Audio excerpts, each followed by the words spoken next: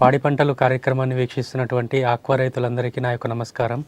నేను doctor Dayakar, guest faculty, college of fisheries science, Muthukur, Andhra Pradesh fisheries university నుంచి ఈరోజు కార్యక్రమంలో భాగంగా రొయ్యల వ్యర్థాల నుంచి కైటిన్ మరియు కైటోసన్ తయారీ విధానం మరియు వాటి యొక్క ఉపయోగాల గురించి వివరించదలుచుకున్నాను. సో ముఖ్యంగా మనం రొయ్యలు తీసుకున్నట్టయితే మన భారతదేశం నుంచి ఎగుమతి చేసే అత్యంత విలువైన వ్యాపార వస్తువులలో ఈ రొయ్యలు అనేవి ముఖ్యమైనవి. ఈ రొయ్యల్ని మనం ఎగుమతి చేయడానికి ఫ్రోజన్ అంటే అతి శీతలీకరించిన పద్ధతిని మనం ముఖ్యంగా ఉపయోగిస్తాము. ఈ యొక్క అతి శీతలీకరించినటువంటి రొయ్యల్ని బయటి దేశాలకు ఎగుమతి చేసి మన దేశం అనేది అత్యధిక లాభాలు ఆర్జిస్తున్నది.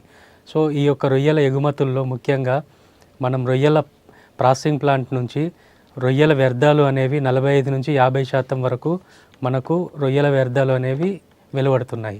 ఈ యొక్క వ్యర్థాలని మనం పర్యావరణంలో పాడేయడం వల్ల మరియు విచక్షణ రహితమైన మెయింటెనెన్స్ లేకపోవడం వల్ల ఈ యొక్క రొయ్యల వ్యర్థాల వల్ల పర్యావరణం అనేది కలుషితం అవుతుంది. సో ఈ యొక్క పర్యావరణ కాలుష్యం వల్ల అనేక రకాలైనటువంటి సూక్ష్మజీవులు ఆ యొక్క రొయ్యల వ్యర్థాల మీద విచ్ఛిన్నం చేసి అనేక రకమైనటువంటి రోగకారకాలను విడుదల చేస్తున్నాయి. సో ఈ యొక్క రోగకారకాలు బయటికి వాతావరణంలో విడుదలవడం వల్ల మన మానవుల్లో అనేక రకమైనటువంటి రోగాలు అనేవి వస్తున్నాయి.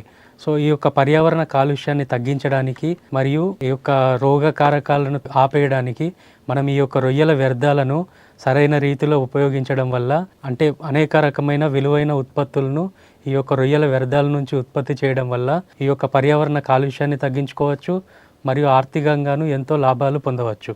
సో ముఖ్యంగా మన రొయ్యల వ్యర్థాల లోపల కైటిన్, కైటోసన్, కెరోటినోప్రోటీన్లు, ఉపయోగపడే కొవ్వు ఆమ్లాలు, అమైనో ఆమ్లాలు, ఈ రకమైనటువంటి ఎన్నో రకమైన జీవక్రియాత్మక పదార్థాలు ఉంటాయి.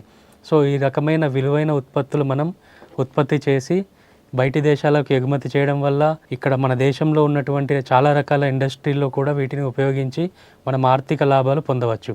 సో కైటిన్, కైటోసన్ మరియు కెరోటినోప్రోటీన్ల ఉత్పత్తికి ఎక్కువ ఖర్చుతో కూడుకున్న ప్రాసెస్ అనేది ఉండదు. సో ఇక్కడ మనం తక్కువ ఖర్చుతో వీటిని ఉత్పత్తి చేసి అనేక లాభాలు మనం పొందవచ్చు. ముఖ్యంగా మనకు ఎంపెడా, marine products export development authority అని ఈ యొక్క సంస్థ కేరళలోని కొచ్చిలో ఉంది. ఈ సంస్థ అనేది ప్రతి సంవత్సరం ఎగుమతి గణాంకాలను మనకు ఇస్తుంది. సో 2023-24 సంవత్సరంకి గాను మన దేశం నుంచి 7,16,000 మెట్రిక్ టన్నుల రొయ్యలు అనేవి బయటి దేశాలకు ఎగుమతి చేయబడ్డాయి. ఇందులో ముఖ్యంగా వెనమి అనే రొయ్య 6,13,000 మెట్రిక్ టన్నుల వరకు ఆక్రమించుకుంటుంది. అంటే 6,13,000 మెట్రిక్ టన్నుల వెనమి అనేది బయటి దేశాలకు ఎగుమతి చేయబడింది. అంటే 87 కంటే ఎక్కువ శాతం వరకు మనకు ఈ వెనమి రొయ్యలు అనేవి బయటి కంట్రీస్కి ఎక్స్పోర్ట్ చేయబడ్డాయి మన భారతదేశం నుంచి. సో ఈ వెనమి రొయ్యకి చాలా ఇంపార్టెన్స్ అనేది ఉంది. ఈ యొక్క వెనమి రొయ్య వ్యర్థాలలో మనం 47% ప్రోటీన్లు, 30% కైటిన్ అనేది మనకు లభిస్తుంది. మరియు భారతదేశం నుంచి మన ఆంధ్రప్రదేశ్ వాటా అనేది ఫస్ట్ ర్యాంక్లో ఉంది. ఆ తర్వాత తమిళనాడు, గుజరాత్ అనేవి నెక్స్ట్ ర్యాంకింగ్స్లో ఉన్నాయి. సో ఈ యొక్క వెనమి రొయ్యలు 87% వాటా ఉంది. తర్వాత అమెరికా మన దేశం నుంచి ఎగుమతి చేసుకునే అతిపెద్ద దిగుమతిదారు. సో ఈ యొక్క లిటోపెనియస్ వెనమి ఈ రొయ్య మాంసం మరియు వ్యర్థాల నిష్పత్తి చూసుకున్నట్టయితే మాంసం అనేది 55% గాను, వ్యర్థాలు అనేవి 45% గాను ఉన్నాయి. ఈ యొక్క రసాయనిక మూలఘటక విశ్లేషణ చూసుకున్నట్టయితే వెనమి రొయ్య వ్యర్థాల్లో 47% ప్రోటీన్లు, 30% కైటిన్ మరియు లిపిడ్ అనేది 4%గా ఉంది. మరియు ఈ యొక్క రొయ్యల వ్యర్థాల్లో మనకు ముఖ్యంగా నారింజ రంగు వర్ణద్రవ్యం అంటే ఆస్టాక్సాంతిన్ అనే పిగ్మెంట్ ఉండడం వల్ల ఈ ప్రోటీన్లు అనే వాటిని కెరోటినోప్రోటీన్లు అని పిలుస్తాం. ఈ యొక్క కెరోటినోప్రోటీన్లకు మార్కెట్లో మంచి డిమాండ్ ఉంది.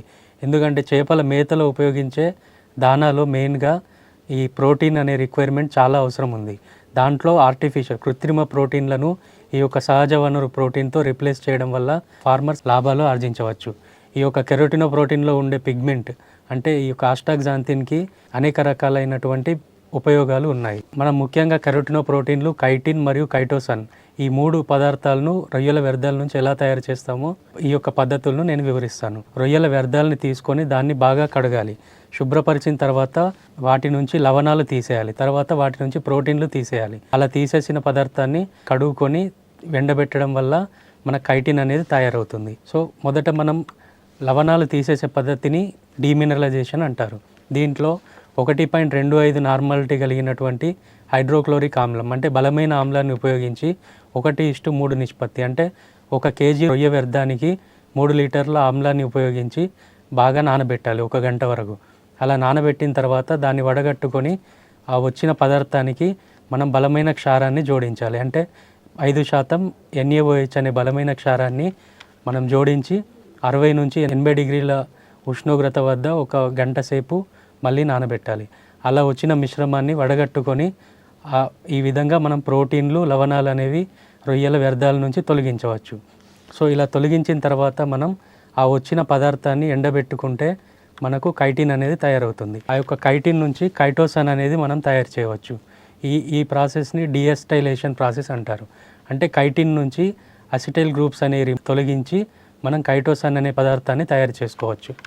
దీనికి కూడా మనం బలమైన క్షారాన్ని అంటే 50% NaOHని ఒక 1:10 1:10 నిష్పత్తిలో మనం 1 కేజీ కైటిన్కి 10 లీటర్ల NaOH బలమైన క్షారాన్ని కలిపి దీన్ని 3 గంటల సేపు 90 డిగ్రీల ఉష్ణోగ్రత వద్ద వేడి చేసినట్టయితే మనకు కైటోసాన్ అనే పదార్థం తయారవుతుంది. కైటిన్ తయారు చేసేటప్పుడు ఆ పద్ధతిలో మనకు ప్రోటీన్లు అనేవి కూడా మనం పొందవచ్చు. సో ఇలా పొందిన కెరోటినో ప్రోటీన్లను మనం మేతలో వాడే ఫీడ్ ఇంగ్రీడియంట్లో మనం రీప్లేస్ చేసి అనేక లాభాలు ఆర్జించవచ్చు. ఈ కైటిన్, కైటోసాన్ మరియు కెరోటినో ప్రోటీన్ వీటి ఉపయోగాలు తీసుకున్నట్టయితే ఇండస్ట్రీలో చాలా రకాలైనటువంటి ఉపయోగాలు ఉన్నాయి. ముఖ్యంగా వైద్య రంగంలో గాయాలు మానడానికి ఈ యొక్క కైటిన్ అనేది ఉపయోగపడుతుంది.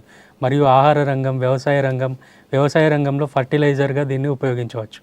ఆహార రంగంలో ఎన్నో రకాలైనటువంటి ఆహార పదార్థాలను ప్రిజర్వేషన్ చేయడానికి మరియు ప్యాకేజింగ్ ఫిల్మ్స్, ఎడిబుల్ ఫిల్మ్స్ న్యాచురల్గా తయారు చేయడానికి ఈ యొక్క కైటిన్ అండ్ కైటోసాన్ అనేది ఉపయోగపడతాయి.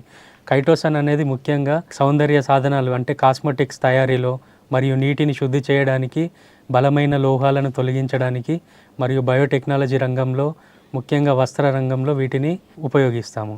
కెరోటినో ప్రోటీన్లు అనేవి మనకు చేపల మేతలో ముఖ్యంగా ఉపయోగిస్తాము. మరియు ఈ యొక్క ప్రయోజనాలకు వచ్చేసరికి ఈ విధంగా మనం రొయ్యల వ్యర్థాల నుంచి ఇలాంటి విలువైన ఉత్పత్తి చేయడం వల్ల అనేక రకాలైన ప్రయోజనాలు ఉన్నాయి. అవేంటంటే పర్యావరణానికి ముఖ్యంగా మేలు కలిగించడం మరియు బయోడిగ్రేడబుల్ పదార్థాలని మనం ఉత్పత్తి చేయడం వల్ల కృత్రిమంగా వాడే కొన్ని ప్లాస్టిక్స్ని తగ్గించవచ్చు, కృత్రిమంగా వాడే కొన్ని రసాయనాలను తగ్గించవచ్చు. మరియు ఈ యొక్క ఉత్పత్తి చేసిన పదార్థాలు anti microbial activity, anti oxidant activity వల్ల చేపలు నిల్వ చేయడానికి కూడా వీటిని వాడవచ్చు.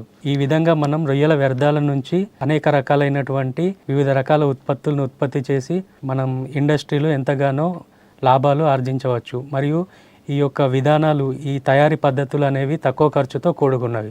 ఆధునిక సాంకేతికత, ప్రభుత్వ మద్దతు మరియు శిక్షణతో ఈ యొక్క పరిశ్రమను బలోపేతం చేయాలి. ఈ అవకాశం ఇచ్చినటువంటి పాడి పంటలు ఛానల్ వారికి మరియు ఆంధ్రప్రదేశ్ ఫిషరీస్ యూనివర్సిటీ వారికి నా యొక్క ధన్యవాదాలు.